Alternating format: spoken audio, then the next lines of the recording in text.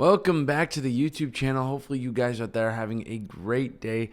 I'm having a very low energy day. It is very low energy. I'm very tired. But I had a lot of sleep, A gas bubble was bugging me out yesterday in my stomach, so I had to stomach vacuum myself. You know what that means? Like when you put your stomach, you expand your ribs and you breathe out and your stomach goes in. So I had to do that and start poking myself in my stomach to make sure that gas bubble just went out. And it did, thank God. I'm fine now. But it kept me up for like 2 hours extra. And I did some stupid stuff last night. I was on the phone with someone I shouldn't have been on the phone with. And so to speak. And yeah, it's becoming very, very much procedural. But for today's probably going to be around 7 hours tops. 7 hours tops. I'm going to end around 2-ish because I have to work out, get dressed. We're going to see my friend in a theater show because she's on tour, and we're going to see her in a theater show in a theater that's actually pretty far away. So we'll go to her, we'll say what's up, and hopefully she's very good. You know what I mean? I'm very excited for that. I do want to start watching Dustin Hoffman movies. I know that he's such a good actor, but I don't know much of his catalog, so I want to watch everything bad he did, everything good he did, see how much he actually did end up doing. I don't know how much he ended up doing in his career, but probably watch like a top 10 of his. And I never got to finish Daniel Day-Lewis, watching his movies, but that's because a lot of his movies I had to pay for. So it's you know what I mean? And in terms of what I'm literally doing today, I made a lot of custom beats. I made about 2. Yeah, I think I made 2 custom beats, mixed one, sent out one. So, they're in and out. Hopefully I get around 2 or 3 emails today. That would be awesome if I can get 2 or 3 emails today. I gained 7 subscribers when I was sleeping. My video hit 5,000 views. It's the first video that ever hit 5,000 views. Almost ever. My highest viewed video ever is a video on TikTok from a long time ago on a different account, and it hit 30,000, but not very quickly. It took a very long time to hit 30,000, but it hit 30,000. So I think it's actually a pretty low bar. I actually don't think that's in the millions, so it doesn't even, I don't think that's that high to beat. We could top that. We could totally top 30,000. Yeah, I'm glad I hit 5 point something, 5.2, something like that. 200 likes. Thank you guys. Whoever's out there liking these videos, I really appreciate you. Made me happy. At least for 2 seconds, it made me happy. It made me say, oh, cool. You know what I mean? And yeah, I'm so enamored at how much I've gotten done in terms of the social media. I mean, let alone cold outreach. My main goal today is cold outreach. I'm going to keep reading Method Acting. There's an audiobook that I have, and I just put it on. So I'll probably end up hopefully sort of finishing it. I'm going to put it on 1.5 speed, the audiobook, and just ram through it. So hopefully I get around 2 hours at least straight of just cold outreach. And I'll probably end cold outreach at about 12-ish, 12:05, 12:10, and yeah, then hop right into my second video with this and film my second portion of what's going on, how I'm feeling today. And then yeah, I didn't film any Instagram Reels or TikToks yesterday. I was slowing it, but I did get a 10-hour day, so there was time to do it. I didn't end up doing it. Today I'm going to film around 6 of them. I want to film, edit, throw them in drafts. 6 of them. So I'll probably designate around 3 hours-ish to, so if anything, I'll end at 11. That makes sense. I'll end at 11-ish with cold outreach, film the 6 of those, edit podcasts, hopefully get another hour of cold outreach, and film podcasts end the day.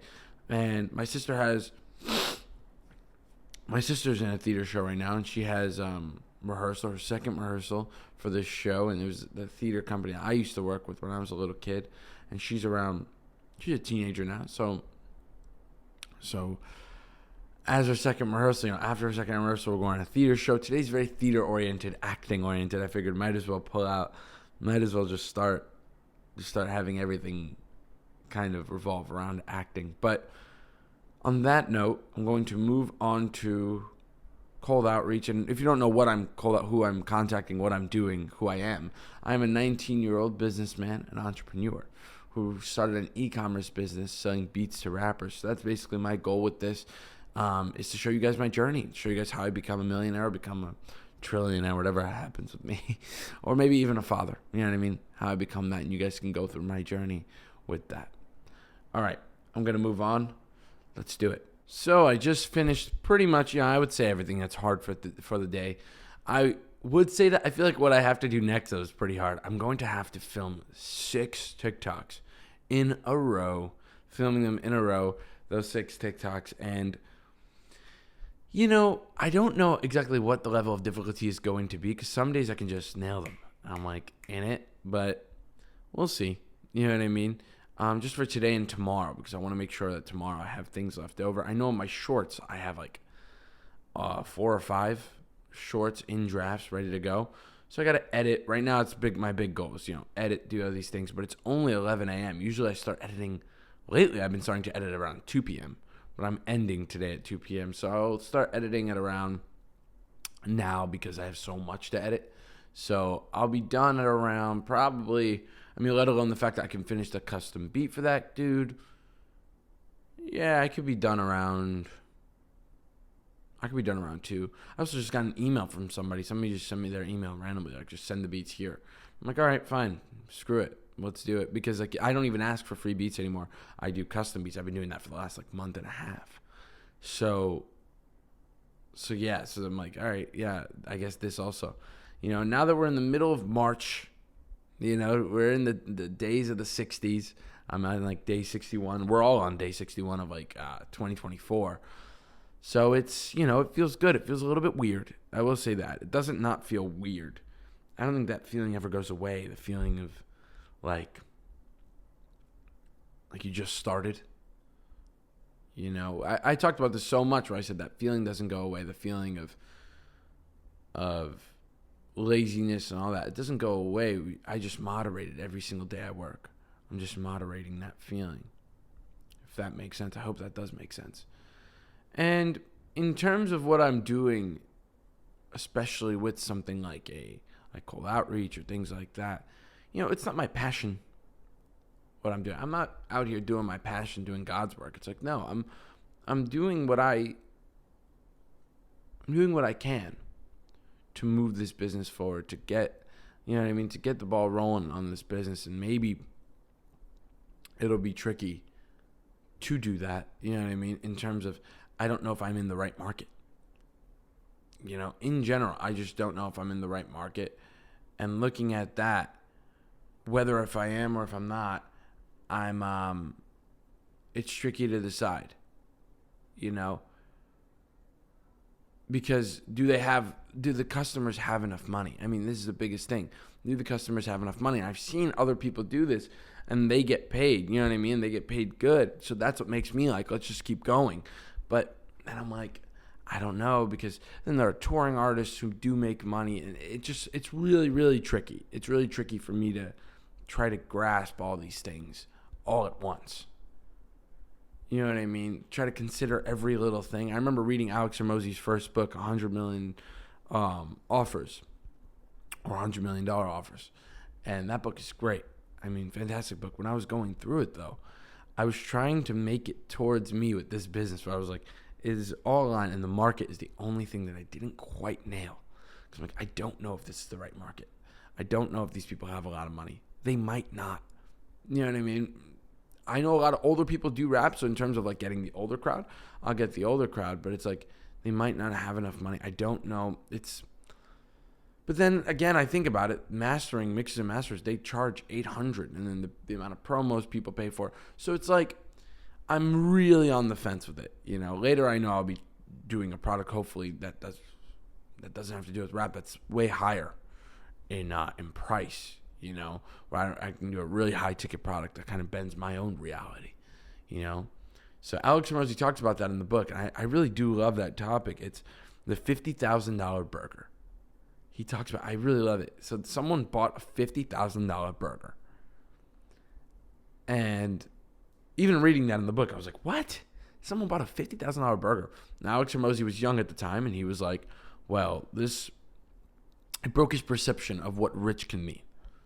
Where he was like, someone could nonchalantly buy a burger for $50,000.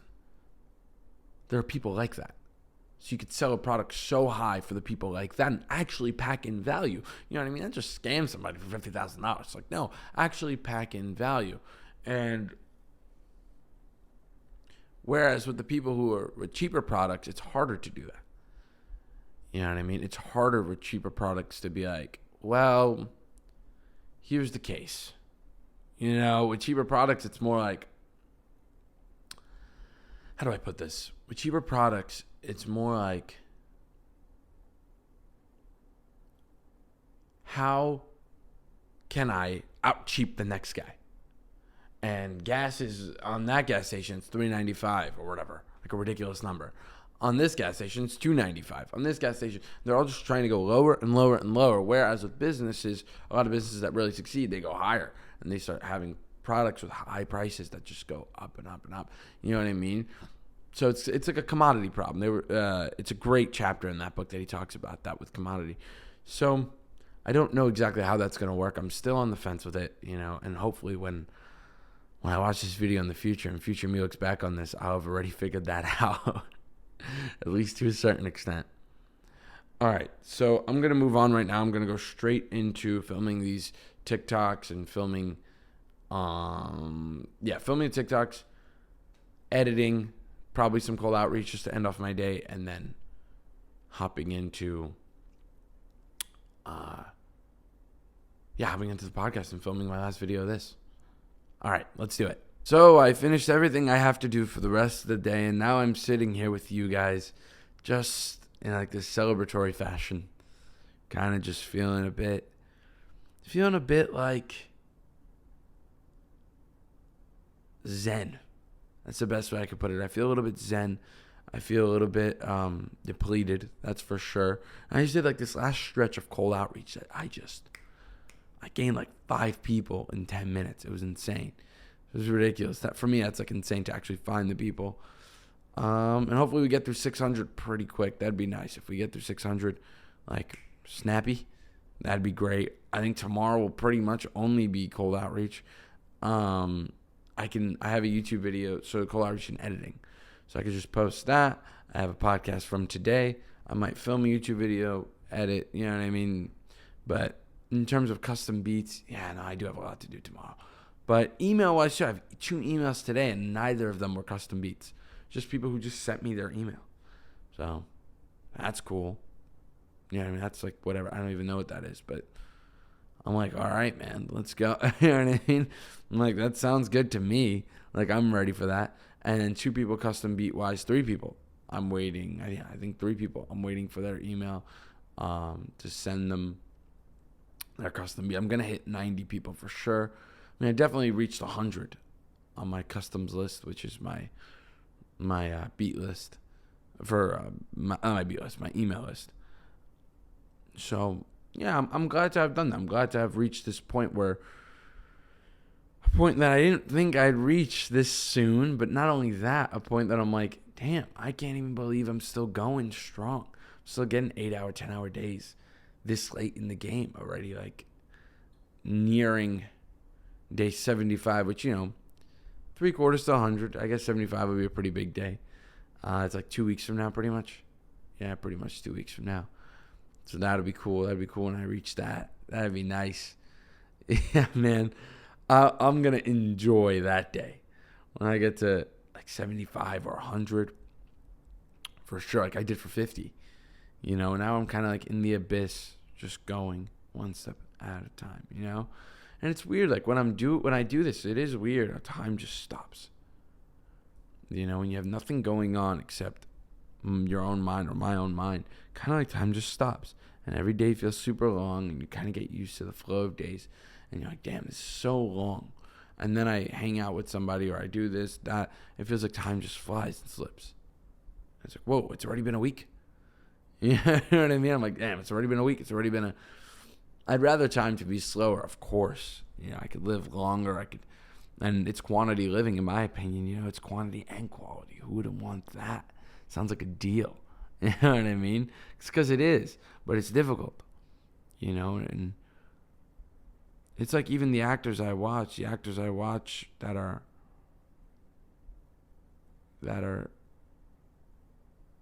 extremely patient and disciplined. I love watching them because they're doing it with art. The most meaningful thing, with this, it's helping people. It's brute force. With art is like a whim.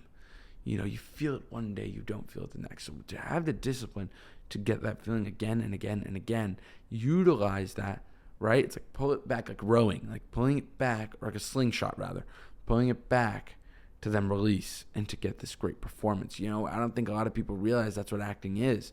Acting or art in general, for writing or any type of creative act. It really is this like slingshot of like tension to release on the stage. Whether that release is crying, whether that release is just a part that's useful for the plot and simply serving the plot. That's what it is. And I think metaphorically you can do that for you and I can do that for me. Serve our own plots and it will create tension. But that release that you doubt will come, or I doubt will come. I don't know. I'm starting to doubt it, or have doubt that this will come. Hope is what keeps me going. That's my reason why. My reason why is hope. Hope that I can have these kids, that I can find this wife, that I can do these things. You know what I mean? I can move out of where I'm from now, go to somewhere like in Eastern Europe, whatever it is, with me and my computer, or go to somewhere not even there, like somewhere safe, small. Live on my own for a little bit, 3 months, move around, you know what I mean? Hopefully not pay too much taxes, in those countries. Obviously in America, I would, but hopefully not pay double the tax. I don't know how that would work. I'd have to speak to someone, but yeah, I really think that the tension, the reason why I'm doing this in the first place is that hope, and the doubt kind of halts. The doubt releases the tension before it was happening. It's like a bow and arrow. It's like releasing the tension before it can actually go, and the arrow just barely flies. The arrow only flies as far as you pull back on the tension. As much tension as you can get, right? That's how far the arrow will go. Similar with business. So on that note, I'm gonna get as much attention as I can today and these next few days. And as always, I'll see you guys tomorrow.